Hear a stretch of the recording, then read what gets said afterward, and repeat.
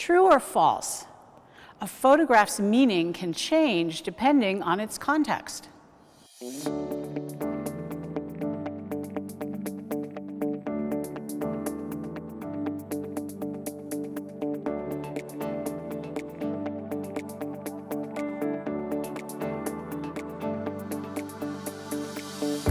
Let's look at this photograph of a young couple making out in the back of a car.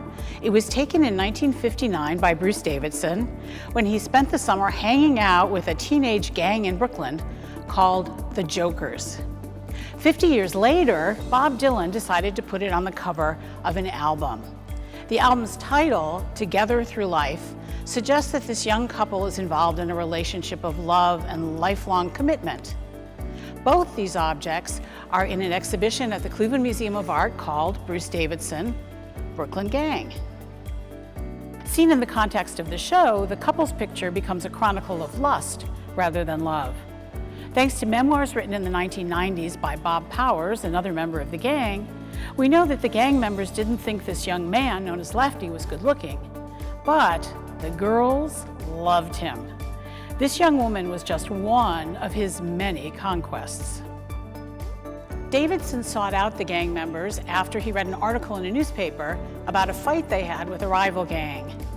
He ended up spending the summer hanging out with them and photographing their daily activities. Most of the gang members were 15 or 16 years old. How did Davidson, who was 25, get them to be comfortable enough in front of his camera that they stopped posing and acting?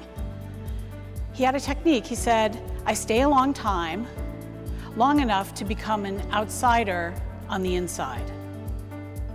To authorities in the 1950s, the Jokers' pompadour hairstyles, their t-shirts, and yes, even their taste in music were signs of bad moral character.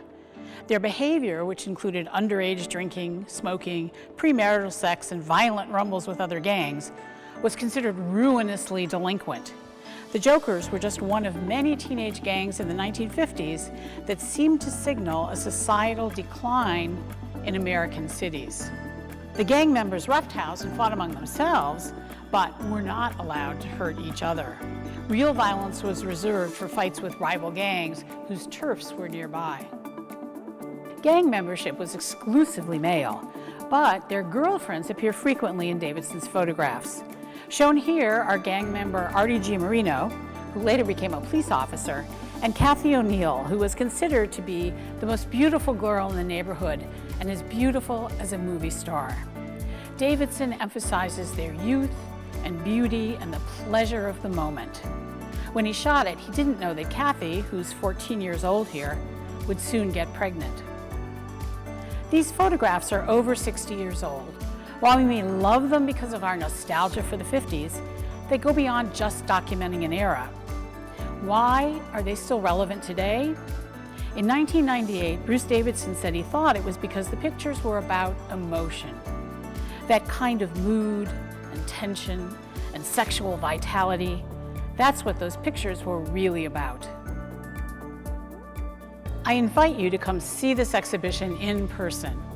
Reserve your free tickets today. You can also see the photographs online in the Collections Online section at cma.org.